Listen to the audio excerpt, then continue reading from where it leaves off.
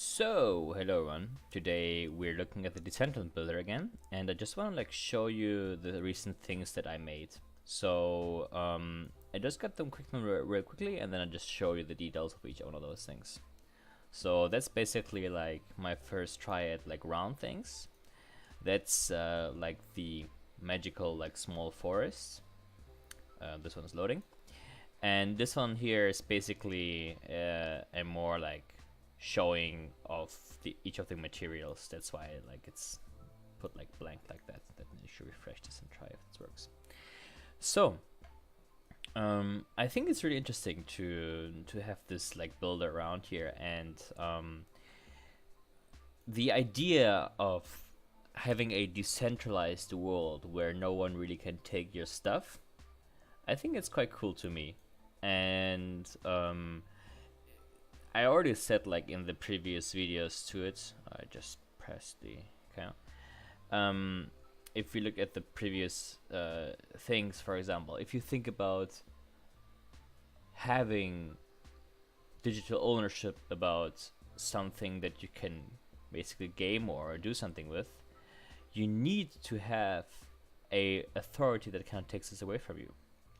So if you have your small living room or like your whatever thing here and like your small building area and your pool and your walkway to the other districts and places, and with your small garden and some small signs to it, there needs to be some kind of ownership that no one can take away from you. And I think that's pretty interesting because nowadays you have the problem with for example in Minecraft, I remember it very clearly, where you have a world and you have this world on your computer, and it's like you have a server. I have, for example, I had a friend like a server together with 2 friends, and there was no way of I always was the person who was hosting the server, and so the ownership was by me basically. And one day, because school happened, and or not happened but really, but like we were doing some stuff and I was going to university and stuff like this, and there was no need for me to make the server like put it on again, and suddenly you have this world which is just like dead basically because it doesn't exist anymore. And I think how Decentraland solved that, I think it's actually quite cool, because you have a world that exists beside our world that gives you true ownership of something. And I think that's really something you need to keep in mind of. And yeah, here we have a small pineapples, and like here's like a small lighter area, and oh no, I got stuck or something. Well, you see it's not the flawless thing, the builder that they have here, but it will do. And there's also like a small like destruction of the pig in here, burns and everything. Yeah, so let's try if this one works this time or not. Hopefully. Okay, but let's just move this one aside. Just got this one. So this one is like the current, basically, like, let's say like ownership model of ownership model, but like it's a kind of like it's, well, I would say one of my worst scenes, but it kind of like still like shows you like the symmetry, and you have those like fields and they're very like clearly defined, and you can basically pick and choose what you want, like in a IKEA market, for example. And it's interesting how, yeah, how even though it's just like actually quite very boring space, you still have this like have like a small workspace, and you can like see, okay, as you see, the builder is not working perfectly. Oh well, this worked better than before. Wait, let me actually try to, can I get out of here? No. Well, as you see, it's still alpha, so what do you expect? But I think it was still interesting because it kind of has even, I always try to be like more organic in the shapes and stuff, but it's interesting how you can be more yeah, it can also be rectangular and very symmetrical and very like L-shaped everything basically, and you can still provide some kind of like sense to it. Actually, like in my opinion, when you put like some kind of ground to it, it kind of loses the charm of it, like this like whole selectiveness of each of those different things that you want to look at. So it kind of like loses because you have one texture too much, and this kind of like this like no ground texture kind of like takes this idea away of it. Okay, let's see if this. Okay, all wear that. I want to like take. I don't own any land and I don't own any mana, but I'm very interested in this kind of idea of having this place, and I actually also looked at the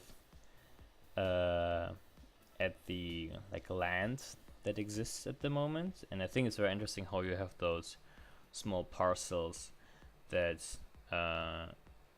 exist in a way, and you can buy them, and there's like a transaction history, and it's crazy how much money they make. And I think it shouldn't be so much part of the money in the way, because gamers still want to be free in the way of not being reliant on something that you have to pay so much money for, because gamers in general are people, they're just the general folk, and the general folk doesn't have in this place what that's like around $40,000 $80,000 to spare for one of the parcels, or 4 parcels in this case. And I hope there will be still a lot of people who can participate in this world even without the need of one of those parcels in a way. I mean, for example, in World of Warcraft there was also no need that you own anything, and even though they had this kind of ownership, it didn't really work out too well because people like didn't really like to use it. And I hope it could live like this as well. And I think it's gonna be a big challenge to the world itself. But well, good luck to the team, obviously. And yeah, let's take a look if the scene is actually loading. Okay, so here we are.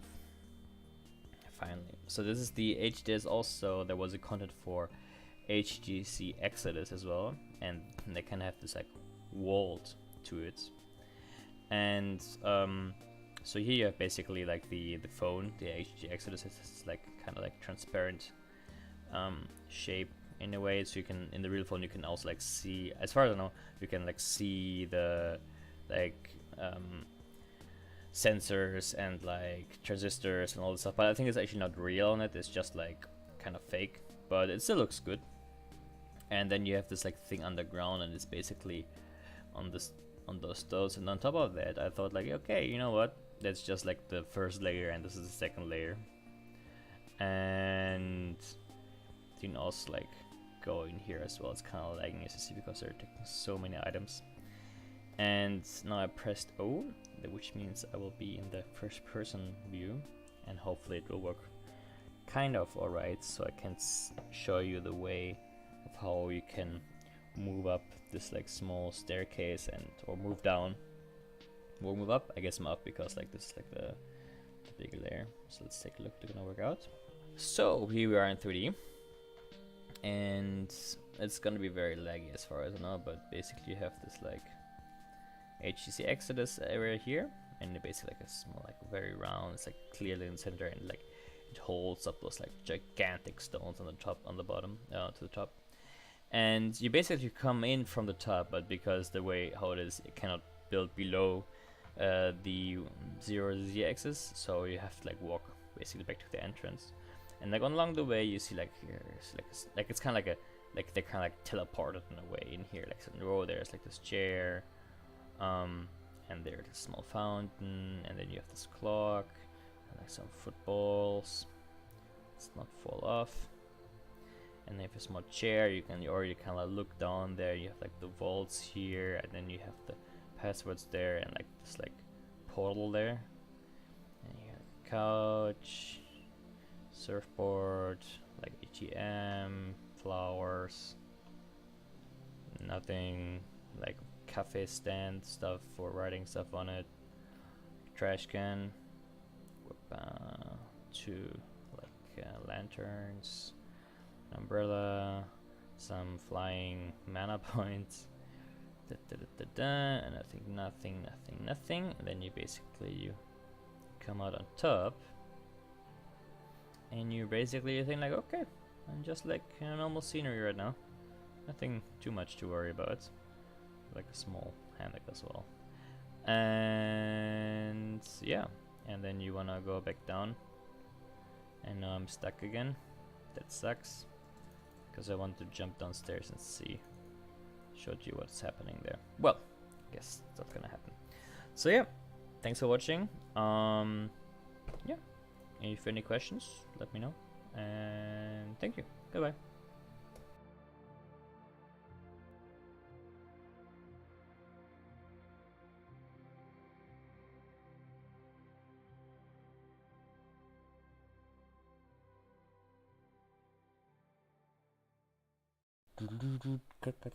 Cut.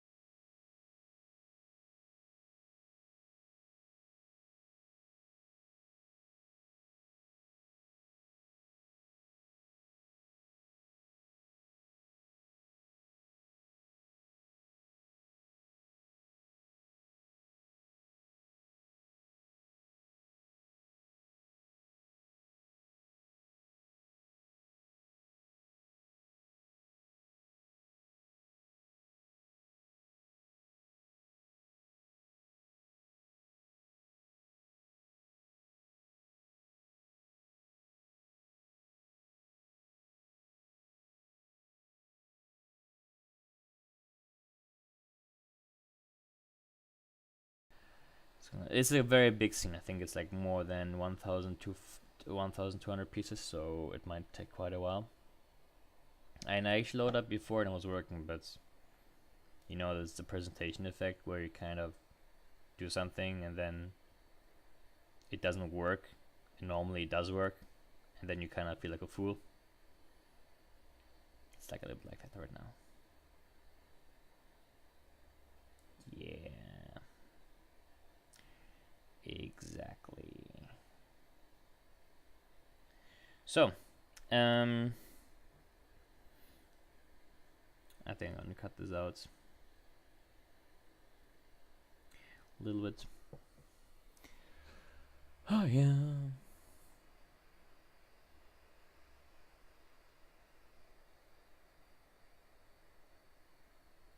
It's kind of weird talking just to my headset to basically myself. I mean, people listen to this in a way, I think, but obviously as a small YouTuber, very small YouTuber, you don't really hear too much feedback in a way, so it's kind of like a one-sided conversation, and I like to do it, but because also like for like my own resume in a way, but yeah, as you see, demonstrating unfinished, clear, no, unpolished software is